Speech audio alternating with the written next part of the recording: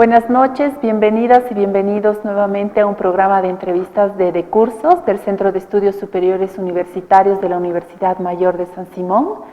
Mi nombre es Daniela Elías.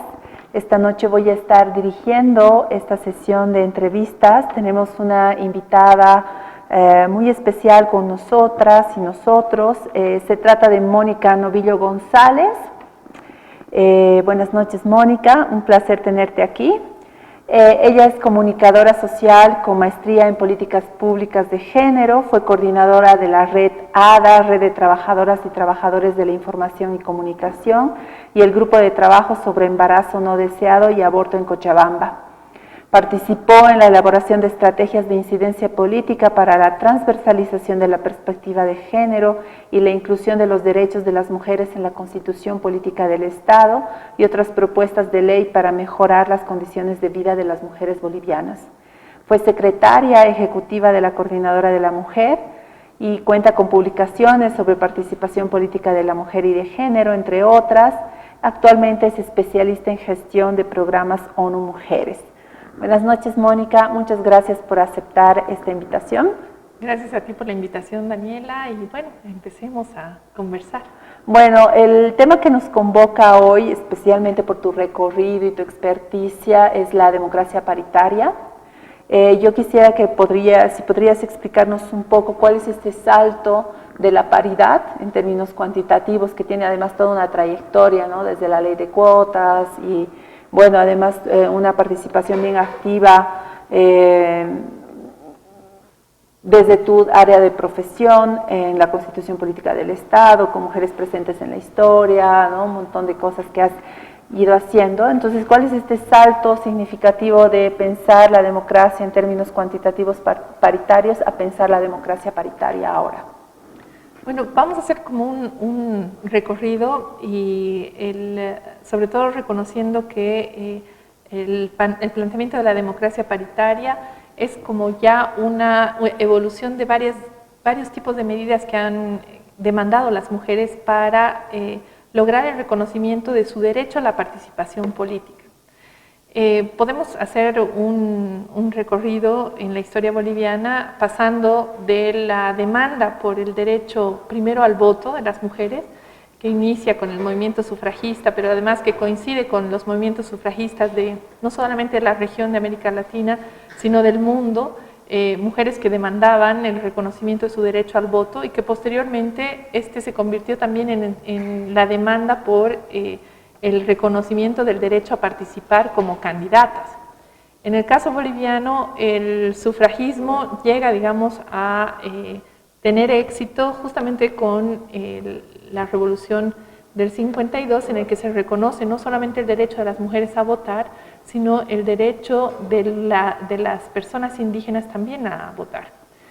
Sin embargo, existe un antecedente previo que fue una especie de examen a las mujeres. En 1947 y 1948, las mujeres participaron de un proceso electoral municipal, pero en la medida en la que se permitía una ciudadanía parcial, solamente algunas mujeres podían votar.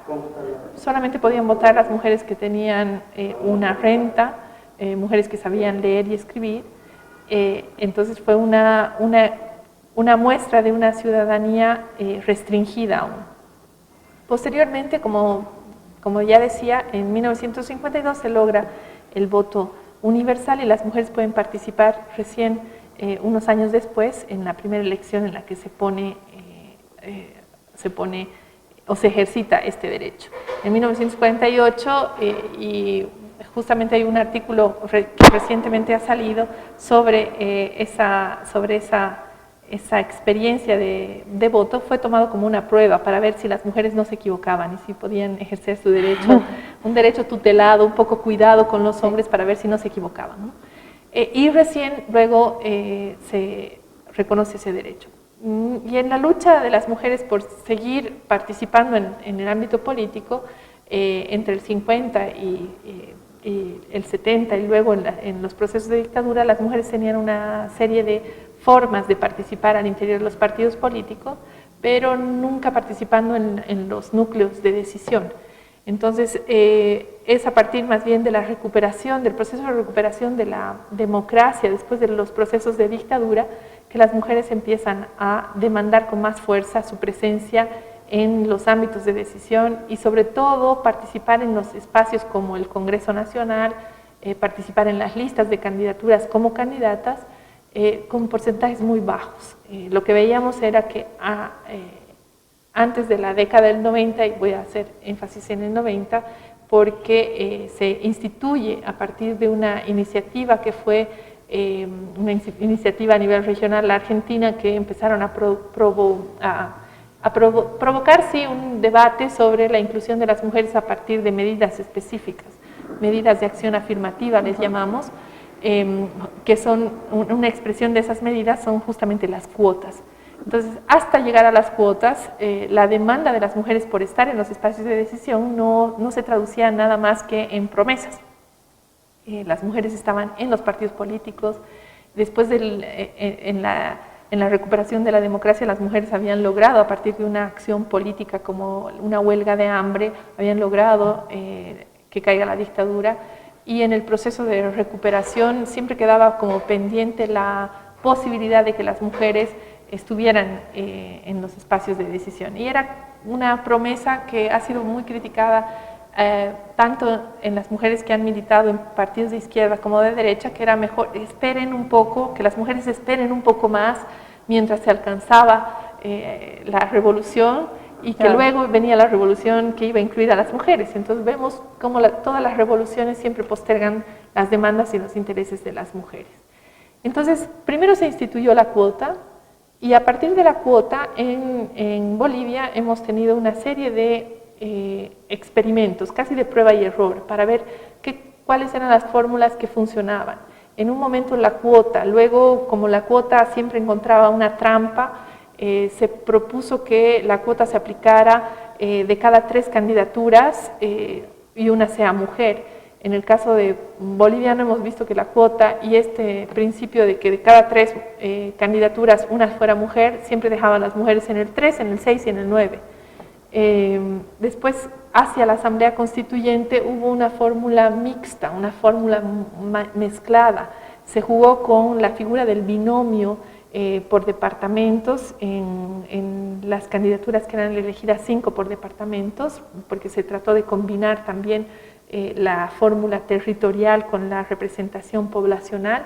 Entonces, de 255 se logró casi un 37% de presencia de las mujeres en la Asamblea Constituyente. No era una fórmula paritaria, porque no estaba establecido el 50%, pero sí venía respondiendo a la demanda de las mujeres por incluirse de manera paritaria en los espacios de decisión. Y hubo un antecedente de un debate muy interesante también cuando se reformó más bien el Código Electoral, en el que las mujeres plantearon la cuota, y los líderes de los partidos políticos que estaban discutiendo internamente el cambio del sistema electoral se burlaron de alguna manera de las organizaciones de mujeres que estaban impulsando las cuotas, y les dijeron que se habían quedado cortas, porque las mujeres estaban pidiendo muy poco, que estaban pidiendo solamente 30% cuando ellas debían pedir 50%. Cuando en términos concretos, en la negociación se sabía que no íbamos a poder pasar más del 30%, además que el 30% lo aceptaron para las candidaturas plurinominales, porque era el momento en el que se estaba dividiendo, digamos, el Parlamento en circunscripciones uninominales y circunscripciones plurinominales. Entonces, la aplicación de la cuota solo quedó para plurinominales. Por eso el techo de la cuota siempre fue el 17%. Nunca pudimos pasar ese techo porque solo se aplicaba a plurinominales. Entonces, la experiencia y la evaluación de esto nos llevó hacia la Asamblea Constituyente, sabiendo que la cuota no era suficiente, que habían algunas experiencias y discusiones a nivel global y regional de que había que ya trascender la cuota y buscar medidas mucho más firmes. Y Bolivia ha sido uno de los países que en la región ha sido pionera en experimentar combinaciones en relación a paridad. y la Constitución Política del Estado fue el escenario en el que se pudo poner en debate el tema de la paridad, como una medida ya, no una medida temporal, como son las medidas de acción afirmativa, que en el marco de lo que fue la Convención para la Eliminación de todas las formas de discriminación contra las mujeres, la CEDAW, se plantea como una acción afirmativa para superar ciertas brechas que vivían las mujeres. En cambio, la paridad es una medida definitiva, y ya no es una medida temporal, sino que es el principio básico de representación, 50% de todos los espacios. Entonces, si bien inicialmente es una concepción cuantitativa de la presencia de las mujeres, asegura la representación. Y en el caso ya en el que estamos ahora, en el caso boliviano, se ha consolidado no solamente a partir de una norma, sino a partir de varias normas que van como soldando la estructura sobre la cual se asienta la paridad. Entonces, ahora la paridad ya no es un tema que se puede cuestionar, es un logro de las mujeres bolivianas. Hemos logrado tener 50% en la Asamblea Legislativa Plurinacional. Las elecciones subnacionales nos han permitido lograr también porcentajes muy cercanos a la paridad, 49%, 51% en consejos municipales, mayor presencia de mujeres en las asambleas legislativas departamentales. Estamos bordeando ya la paridad. Entonces, frente a eso ya no va a haber retrocesos. La paridad está establecida en nuestra normativa electoral y ese es un principio. Ahora pero estamos dando... Es como un principio que en esto tal vez hay que hacer como igual énfasis. De lo que entiendo es que esto significa una ampliación de la democracia, pero también un mejoramiento de la calidad democrática en el país. Y yo creo que ahí es donde damos el siguiente paso. O sea, ahora, en términos de representación, ha mejorado la calidad de nuestra representación. Ahora veamos la calidad de la representación de las mujeres al interior de los espacios de decisión. Y ahí es donde entra la visión de la democracia paritaria. La democracia paritaria es es el plus de la cantidad de mujeres que estamos en los espacios de representación, y nos invita a pensar en un espacio de cualificación de la democracia en términos de las demandas que son representadas ahí, que implica además pensar en la radicalización de la democracia, no solamente para el espacio institucional de las elecciones, sino la ampliación de la democracia en términos de otros espacios. El espacio sindical, por ejemplo, que no está necesariamente vinculado con la democracia representativa en Bolivia, ni con las elecciones, la radicalización de la visión de democracia en nuestra casa, la redistribución de las tareas, cómo se redistribuyen los recursos, por ejemplo.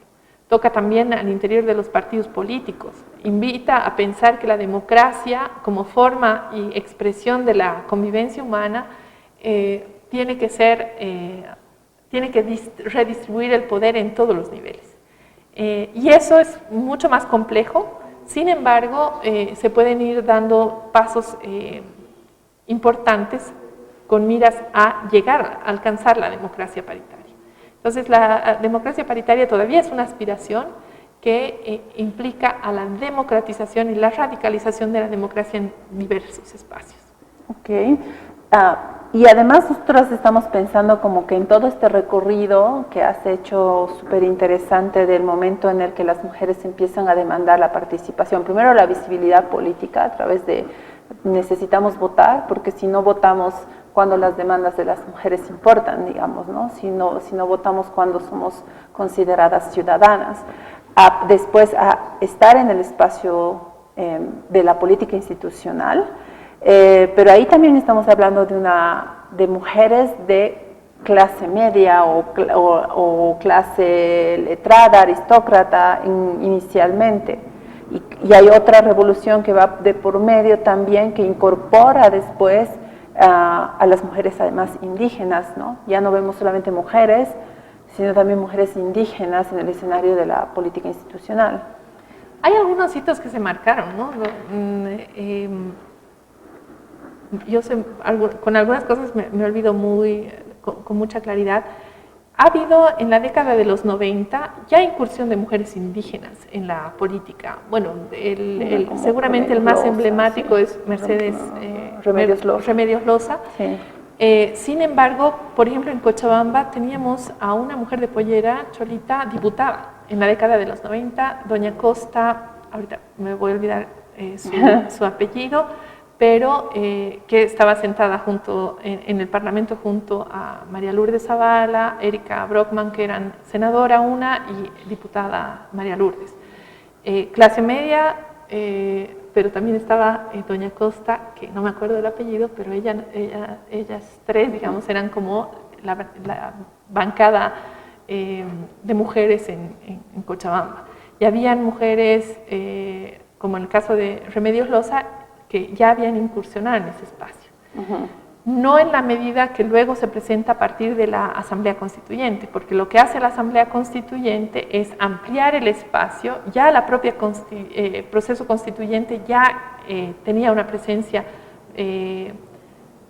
no digamos mayoritaria, pero significativa para discutir los temas que se estaban debatiendo en la Asamblea Constituyente. Y es a partir de la primera elección, el 2009, que empiezan a abrirse los espacios para participación y representación de mujeres de otros sectores, mujeres indígenas, etcétera, en la Asamblea, para participar en la Asamblea Legislativa Plurinacional. Y ahora, digamos, vemos también cómo se van abriendo los espacios porque se han generado condiciones para que las mujeres participen de diferentes sectores. Entonces vemos una mayor pluralidad y mayor representación, y por tanto mayor representación da cuenta de una mejor calidad de la democracia. Ahora veamos qué tipo de democracia y qué demandas se debaten ahí dentro. ¿Quién lleva las demandas? ¿Cómo se vincula? Si hemos logrado superar o no una crisis de partidos políticos que ya se venía anunciando desde finales de los 90 hasta inicios del siglo XXI, de una crisis de representación. Los partidos políticos no representaban a nadie, no recogían las demandas sociales, entonces eran en sí mismos un ente que estaba en profunda crisis. Yo creo que todavía no se ha terminado de superar esto. Los partidos todavía son maquinarias electorales que se articulan para los procesos electorales, pero que en 5 años descuidan el vínculo con las organizaciones o con la sociedad civil en general, y tienen muy poca posibilidad de llevar la demanda para el debate parlamentario, por ejemplo. Y lo mismo en las asambleas legislativas departamentales, es decir, no se acaba de establecer los vínculos entre sociedad civil y los partidos políticos, que deben ser como el engranaje o la bisagra que debe además llevar las demandas a los espacios donde se deben discutir políticas públicas, demandas, leyes, etc. Entonces, el tema de la representación sigue siendo un tema pendiente para el fortalecimiento de la democracia. Digamos que observamos como diferentes actores o agentes que tendrían que, digamos, articular o trabajar conjuntamente para el logro efectivo de este proyecto transformador radical que sería la democracia paritaria, ¿no? Y dejando un ratito todavía lo intercultural, por ejemplo, ¿no? Porque ya esto como sería ampliarlo un poco más. Dentro de estas instituciones tenemos, por ejemplo, el Tribunal Supremo Electoral, ¿no? Y quisiéramos hablar un poco, quisiéramos que nos hables un poco sobre las competencias que tiene el Tribunal Supremo Electoral en este camino hacia la democracia y algunas acciones probablemente que estén enfocadas hacia el fortalecimiento de la democracia paritaria. La figura de la democracia paritaria ha sido justamente un complemento a lo que conocemos como la democracia intercultural en Bolivia, que tiene 3 formas de democracia: la representativa, la directa, comunitaria y la directa y la comunitaria. Son diferentes formas de democracia. Probablemente donde más hemos avanzado en términos de presencia de las mujeres es la democracia representativa, donde se han logrado incluir algunos criterios como es la democracia como la paridad, la alternancia, para mejorar la representación de las mujeres. Sin embargo, también tenemos este complemento que ya en los documentos del Tribunal Supremo Electoral se habla de la democracia intercultural y paritaria. Entonces, ¿qué significa esto?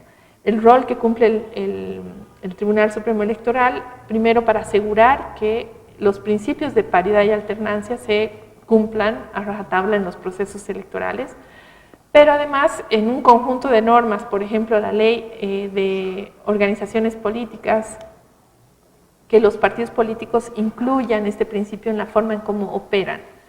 No les dice cómo. Los partidos políticos hasta diciembre del año pasado debían actualizar sus estatutos e incluir medidas de lucha contra el acoso y la violencia política contra las mujeres, medidas para distribuir los recursos, los bienes, todo lo que tienen al interior de los partidos políticos. No estamos hablando solo de plata, sino de, por ejemplo, la publicidad o la propaganda política, de talleres de capacitación y fortalecimiento interno de su militancia política, la inclusión de la paridad en la estructura partidaria, en los consejos nacionales o comité nacional o lo que tengan, ir incluyendo esto. Pero el principio debe ser asumir que la democracia paritaria es parte de su funcionamiento. Entonces eso es parte de lo que tiene que hacer. Y el órgano electoral, en proceso electoral, vigila todos los compromisos de los partidos políticos y el cumplimiento de la normativa. Entonces, no hay forma de que el Tribunal Supremo Electoral y los tribunales electorales departamentales puedan eludir la responsabilidad y compromiso para asegurar que los pasos que se van dando de inclusión de la paridad se traduzcan también a futuro en la mejora de la calidad, y eso significa la democracia paritaria. En ese sentido, pareciera que hay voluntad igual de parte del Tribunal Supremo, ¿no? A partir de la ley de la organización de organizaciones políticas, la adecuación de los estatutos orgánicos de los partidos y, entre otras cosas, pues esta publicación de la revista Tejedoras. Sí, Tejedoras justamente va a ser presentada la próxima semana con el Tribunal Electoral Departamental. Está inicialmente previsto que se presente el 7 de marzo, cerca además de la celebración del Día Internacional de las Mujeres, y la revista contempla varios artículos que hacen justamente a esta construcción de la noción de democracia paritaria. Por un lado, hay unos artículos que recogen los logros en términos de resultados de los procesos electorales municipales y departamentales, y resalta con mucha fuerza los desafíos que tenemos en Bolivia para profundizar la democracia paritaria. Uno es asegurarnos que las mujeres que han logrado estar en las asambleas legislativas y en los consejos municipales puedan ejercer su derecho político libres de violencia y acoso político. Segundo, que además podamos romper el desafío y la debilidad que tenemos todavía en la representación de mujeres en los ámbitos del Ejecutivo. En esta elección hemos disminuido 2 puntos porcentuales de lo que es la presencia de mujeres en alcaldías y no tenemos ninguna gobernadora. Entonces esto es muy claro. La presencia de los jóvenes, que es tan fundamental, asegurar, hacen un análisis de la presencia de las mujeres jóvenes en el proceso electoral, y también hablan de un tema muy interesante que es el tema de cuidados en el caso de las mujeres políticas y cómo esto interfiere o no con su posibilidad de ejercer derechos.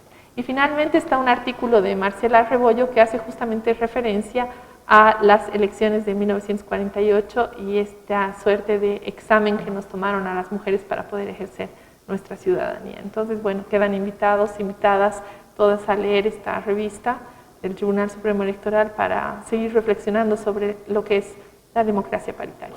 Muchas gracias, Mónica. Entonces estaremos esperando al 7 de marzo para la publicación de Tejedoras, el tercer número de la revista del Tribunal Supremo Electoral dedicado a democracia paritaria. Te agradezco una vez más tu presencia. Creo que el tema pues nos puede tomar mucho más tiempo, muchas más entrevistas. Y solamente invitar a nuestras espectadoras y espectadores a seguir viendo nuestros programas de cursos del Centro de Estudios Superiores Universitarios de la Universidad Mayor de San Simón. Y gracias, buenas noches.